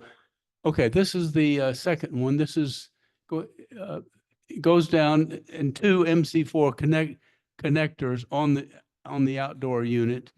And then go ahead and play the next. And this is from Signature Solar out of Dallas. They have a showroom now, I might add. Again, it's called EG4 unit. That's the outdoor unit. You see a voltmeter there. We were very careful not to shock anybody because 2 panels, 60 volts you can feel that. 120 volts, you can feel it a little bit more. Go ahead. So those are the 2 Freon lines. This is the indoor unit, and it's running off of solar right now, and you can feel cold air coming from it. So again, I'd like to emphasize this unit right here could power refrigerator and air conditioning unit. I say could. I'll describe this right now. Emma, if you will, can we, yeah. Are you gonna, can you take the camera off or is it tethered? Yeah. So I'll describe to you what I've got here. This is a box from Home Depot. It's got wheels on it and a handle. It's almost too heavy to lift into the trunk. There's 2 lithium batteries here. And I'll describe what we got. The solar input is right here. 780 watts of solar. And it goes to a charge controller right here. And if we can get that camera going, we can see it. The charge controller came from a company out of China, as does most things today. As I mentioned, is 780 watts, and I can do 2 or 3 panels feeding it depending on how they're connected. 3 in parallel or 2 in series. And then generally with charge controllers, there's 6 connections. There's a solar input, a battery, 2 wires for the battery, and two wires for a load. And I'm not using the load. So basically the solar charges the batteries and the power output from the batteries, and you're welcome to come up here afterwards and look at it, goes to this. There's a 2,500 watt inverter on the back side of the unit. And I've sized the wires properly with fuses. You know, all wires are a fuse, but you'd rather not, have the wire catch on fire. So I've got ample fusing throughout the system. There we go. And a little container with extra fuses in case you blow one up, unless you let the smoke out, as they say. And if there are any questions on this, please ask. Robert? How efficient is the solar panels? How efficient are the solar panels? Oh, these are older solar panels, 275 watts, and I suspect they're 15% efficient. You know, you can buy panels today, they're 20% efficient. If you're NASA, you get 40%. Can we have some used NASA solar panels that haven't burned up? The government's not giving them away. Anyway, I mentioned that I did with the kilowatt unit, the load on the refrigerator, and the thing somebody suggested that the startup load is 5 times what the running load is, and I haven't captured that with a kilowatt unit yet. this inverter, 2,500 watts, 24 volts input, is probably vastly overkill for the refrigerator. And I haven't done enough analysis of the AC unit that Linda installed to know whether there's a startup current. But that's, so if there's any questions on this, and then you program the charge controller via this interface right here.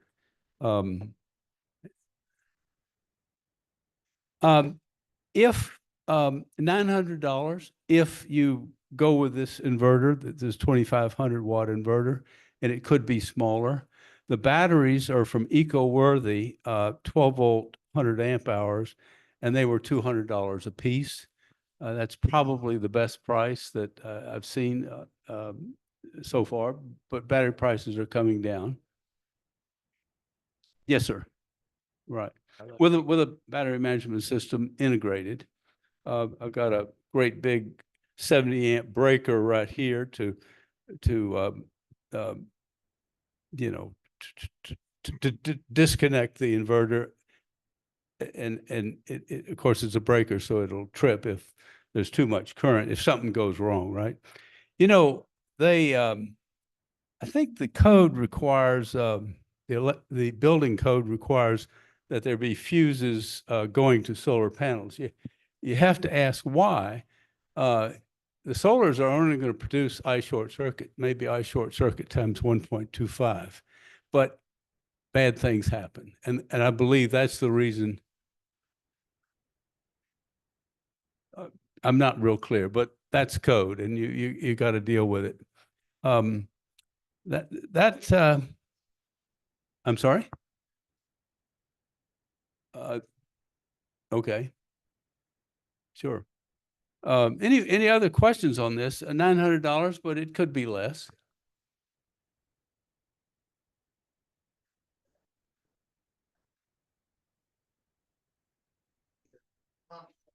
Putting that together are comfortable. Mm-hmm. Putting that together. So generator. Right. Yes.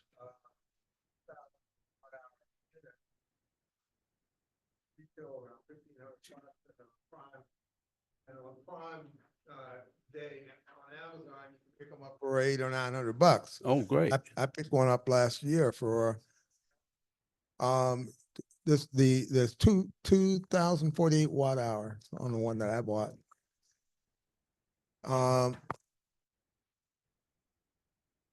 It's closer to 500, yeah, but it's not as powerful as that. But what I'm getting at is there's the hobbyist approach, and then there is moving the market and getting more people involved, and that's kind of what I was interested in, how you would compare this to someone who's not comfortable pulling it together. Sure.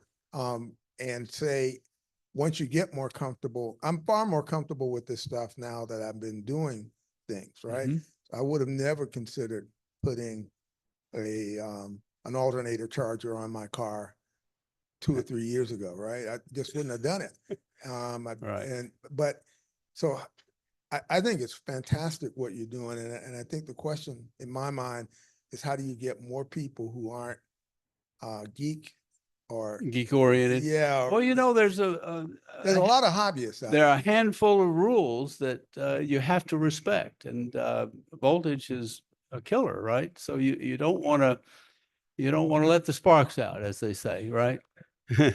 And they sell these things on Amazon day in, day out. They do, and they've Yeah. been a lot of interest So in them. you don't want to do it since we had our Amazon outage. Yeah. Anyway, so I put this together, and if anybody again would like a plan set, you're welcome to it. I've got I think I have an electrical schematic. I don't think we can. Can I talk and you show that at the same time? The PowerPoint again? Yeah. Yes, sir. I mean, it's pretty straightforward, the schematic. Let me see here.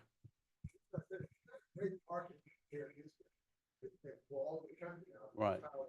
Yeah.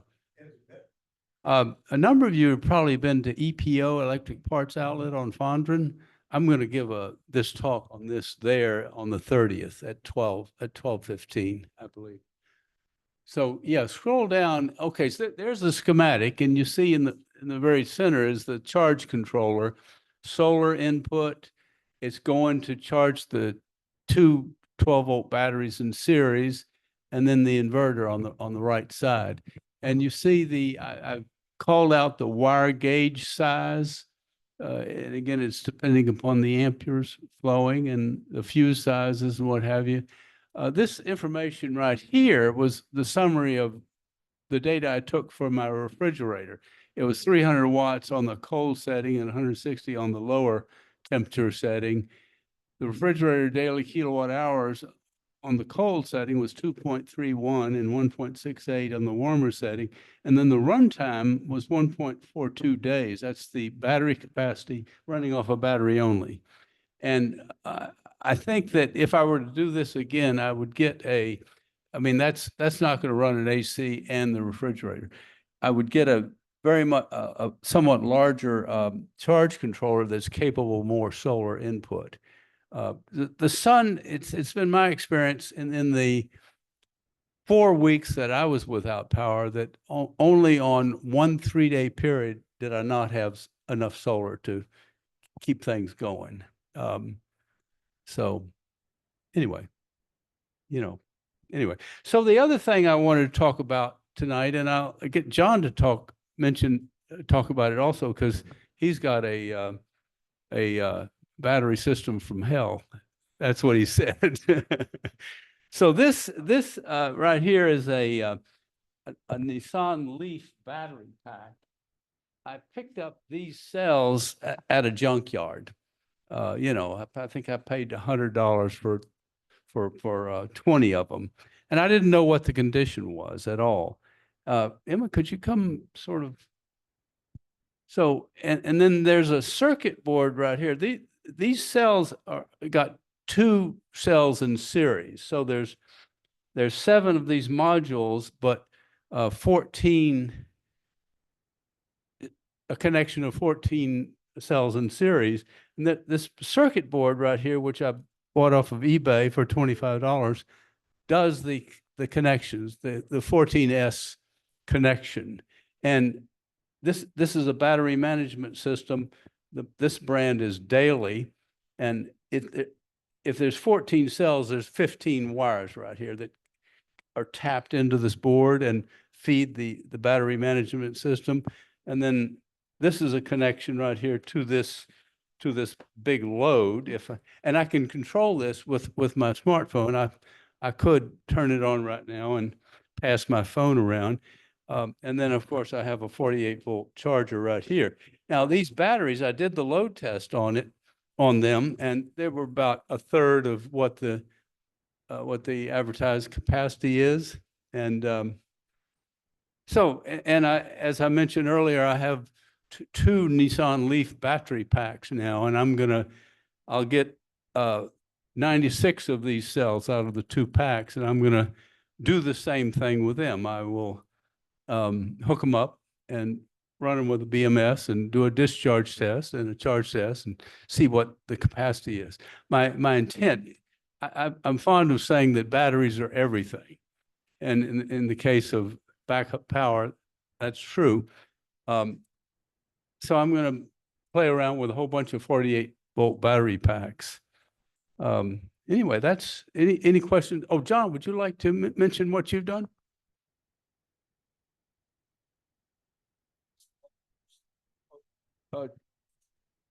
$3,500 on those. 3,500 watt hours. So back before Tesla came out with their battery packs, I have a little bit of a cold here, so deal with it. Back in 2012, I decided to put a battery backup in my house. That turned out to be an Outback 48-volt system. So it's the same size cells. And I used 2 Chevy Volt battery packs. There are 16 48-volt packs in those 2 battery packs. So I have 16 of these same charge, actually their BMS is going to the actual cars BMS or connection point for those batteries, sorry. So I have 16 parallel batteries going in, 48-volt batteries going into a circuit board or into a bus bar. That bus bar goes to my Outback 48-volt inverter. It's a 3,600 watts. So each one of the batteries had to be able to output 80 amps total in order to, if they started shutting off one by one, the last battery still had to power the inverter, which would be 80 amps. So my BMS was 80 amps. I bought them off from China. They were $80 a piece. So that was a heck of a deal. The Chevy Volt batteries are available still. You can get them anywhere in the US. And if you go to car-parts.com and put in Chevy Volt battery pack, you can get these for $1,500, $1,000, just junkyards. Well, and they'll ship them to you for a couple $100 more. I got mine from a guy up near Dallas. Eric and I went up there and drove up and got them. And so this thing's been running for 12 years. No problems at all. And it's about mostly backed up. Sometimes I switch it over. The inverter has the ability to do anything you want. I can back the house up at night. I can back it up 24/7. It just depends on how you want to use the batteries. So this BMS, soldering the right wires. There's 12 wires on 16 BMSs. I had to double check, triple check before I hooked anything up. That took the most amount of time. Taking the batteries apart was easy. I actually shocked myself a couple of times, moving them around, grabbing 96 volts. So,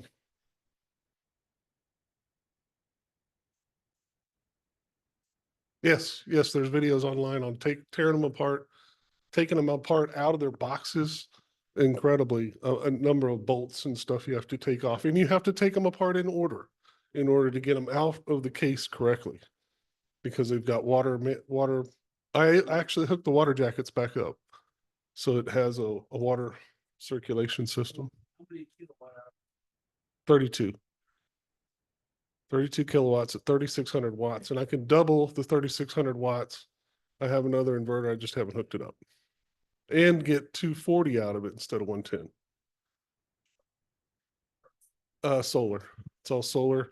Outback has a system where the battery charger hooks up to the solar, 150 volts or less, goes directly to the batteries. Doesn't even hit the inverter. Just like his, it has a separate charger, goes to the batteries, and the batteries go to the inverter. Now, if it goes up above that, it grid ties and pushes into the grid. So every night I can pull off battery power, and then during the day it starts to charge, and once it gets up to a certain point, pushes the rest into the grid until it gets dark again, and it switches over and pulls power. I don't even know when the power goes out. I have a backup generator that kicks on that tells me, oh, the power's out.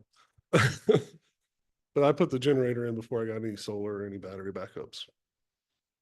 All right. So this is the 1/16 of a house backup system. Beautiful. So keep going. Yeah, absolutely. Is the guy from the Port of Houston still here? Ken, are you still online? Yeah, he's on the left there, I saw him. Yeah, I'm here. Great, So great. Yeah. send us your batteries. Well, that's, Yeah, see.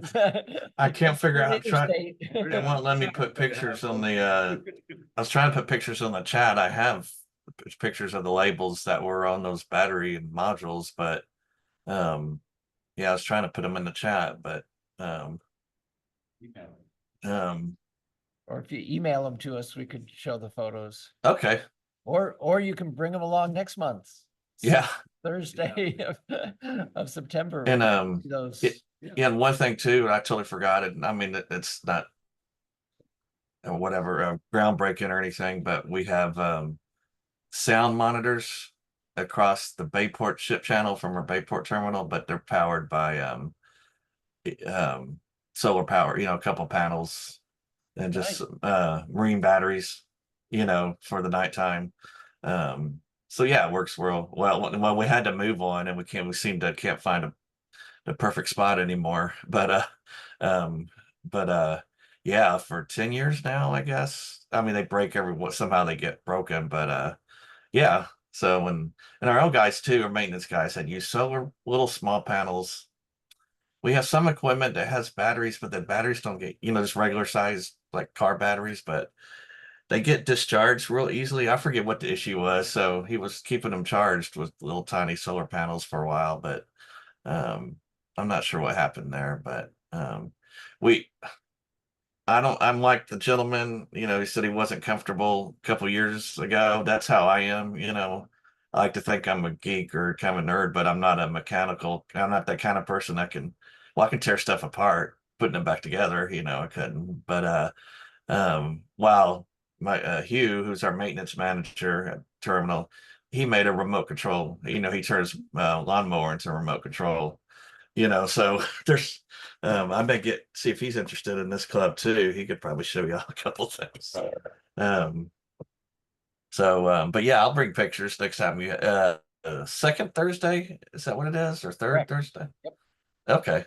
Yeah, I can bring or email them or both, but just so y'all know what size these are, with the assumptions that's what the future other ones are going to be. I don't know, one of these companies is out of business, but I got a feeling there's probably 5 or 6 companies that are out of business, from 10 years ago that sold batteries. Or It reminded me, I looked it up on Auto Tempest. Yes, Jason. So Ken, I looked it up on Auto Tempest for EVs under $25,000 with less than 50,000 miles, and there were a ton of bolts. There was even an Ioniq 5, a bunch of Teslas. So your options are open if you want to get an EV and you have a limited budget. Lowest I saw was a Bolt for like 14,000 from with like 40 something thousand miles on it. From what location? What's within website? like 300 miles of Houston. So there were like 30 of them listed, and I didn't go past the first page. Yeah. What website? I'm sorry. EVs because you mentioned The we were site, trying to yeah, the site. Auto Tempest. Auto Tempest. Okay. Yeah, it searches through like lots of dealer inventories and other websites. Okay. It like conglomerates all of the Okay. used auto searching. I've heard of Auto Trader, but this is Auto Tempest. Yeah. And Auto Trader is one of the sites they will search. So they just go on like Even better. all So the that, sites. yeah, look at this one and it pulls Yeah. in from the other side. Okay, yeah. Because I Well, looked like at Car Gurus too, but yeah, this is probably And- better than Car Gurus. So Auto Tempest. And they Well- even have a filter for just, I want an electric car, and it'll show you all the electric cars. Yeah. Well, that was the thing I had too. I didn't know how much the high mileage equated to lower battery, state of health or whatever. I didn't know if that was a kind of what that ratio would be, or so 2-year-old cars with 60,000 miles already. I just wasn't sure, on a battery, how much that equated to the battery life. And one thing you can do too, if you ever go and you're going to get one, you can get a OBD reader and get an app called Car Scanner, and it'll give Okay. you the like what's the current state of health of the battery and like how much capacity does it have and all that stuff. Perfect that you brought that up, because yeah, I mentioned at the beginning of this meeting that yeah, you can get data on a battery when you're looking at buying a used car. So that tells you how to do it. Yep. Well, and the other thing is the 2017 to 2019 Chevy Bolts got new batteries. Ah, yeah. So you have to look at what mileage that you got the battery at and how many miles have been driven on it. So yeah, not just the total So, odometer since the car I is have built. one Bolt that's got 34,000 miles on it, but it's only got 12,000 miles on the battery. On the battery, right? So The other Bolt has 64,000 miles on it and has, I think I'm about 23,000 on that battery. yeah. So the mileage on the odometer is not necessarily the mileage on on the the battery. battery. Mhm. My first 2011 Leaf, I didn't realize it till I went to sell it. The original owner had gotten the battery replaced under warranty. So it had considerably fewer miles on the battery, and that explained why it was getting better range Ah, than anybody I knew that had a 2011. great, good to know. So, Seth. so Yeah. that's always a question for the seller. Mm. And that usually works better with a private party. And if you're using that site to do your, that was mentioned earlier, to do your purchase through, Mhm.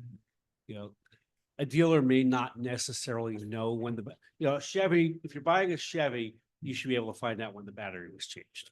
Yeah, that should have a record. Yeah. That should have a record, but other vehicles, it's not necessarily easy to find out if Right. it has the original battery or not. Okay, so, yep, thanks for sharing that information, Seth. That's good. So, okay, so just a couple of things here as we try to wrap up for the day. So, some folks have been asking me what I saw over in Europe, in Austria. So first of all, where the power is coming to charge up some of the EVs that I saw over there. So we talked about wind turbine blades. So here are some moving wind turbine blades in Austria, if it's coming through as motion to the folks online. So that's one thing. I don't have a lot of photos of the cars pulled up here, but the cars look like the cars that you see on the roads here. But something else that I thought might be of interest. So wind power is one way to get electricity into your EVs. Does anybody see the solar panels in this photo? So it's not just a photo of a church. No, no. There you go. So this is a solar tree that's in Gleisdorf, Austria. And we just happened to go to that town, and it just was pretty wild that right next to the cathedral, they had picked this in. Say again? The individual parts up at the top track. Yeah, the post itself doesn't, but yeah, so I mean, it's pretty amazing that they wanted to put this right in the center of their town. And then just to finish us off here today, the end of the meeting, here's the end of the electric bus. So you can see the E plus and minus over here on the right, typical European street. And there's no other comments that people are dying to make today. We'll meet again. Oh, I wish. I wish it was my house in the background, but no.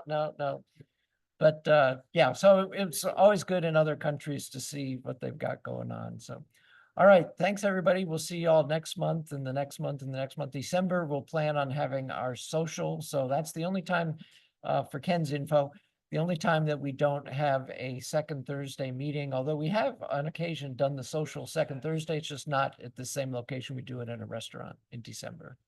So, all righty. So we will see everybody next month. Thanks a lot. Bye-bye.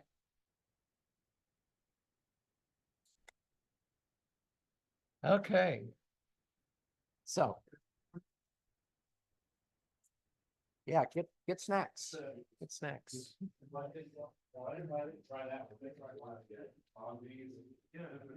Hi. Tim? Ah, well, then come here and talk to everybody. Take a photo. Take a photo. I want the card. Okay, yep, let me do that. Not available for September, but he thinks he should come talk to us.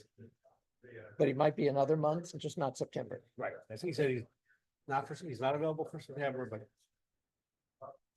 he's doing charging infrastructure. Oh, nice. Okay. Well, there's They just did- October, there's They November. just did an installation for FedEx. Oh, They're nice. working on an installation for a large provider who they can't name, he can't name at the moment. But he gave me, Maybe he can come October or November. but he gave me enough detail that I could ID it. Oh, you figured it out anyway. Well, you know. Yeah, yeah. I mean, if he tells you enough, then you're gonna figure it out. Yeah. Right, exactly. Mic closed? Yes. Yeah, yes, I tell you about driving the school bus. Yeah, we probably got to ride the school bus. So, yeah, interact with everybody. Everybody's welcome. Yeah, school bus. Same week. Quiet. That's a DC charge. Basically, you only need three phases. That's it. Yeah. You don't have to do it. I mean, so basically, because since the silent charges came out, So think of this one, so you work on everything. So when you use it.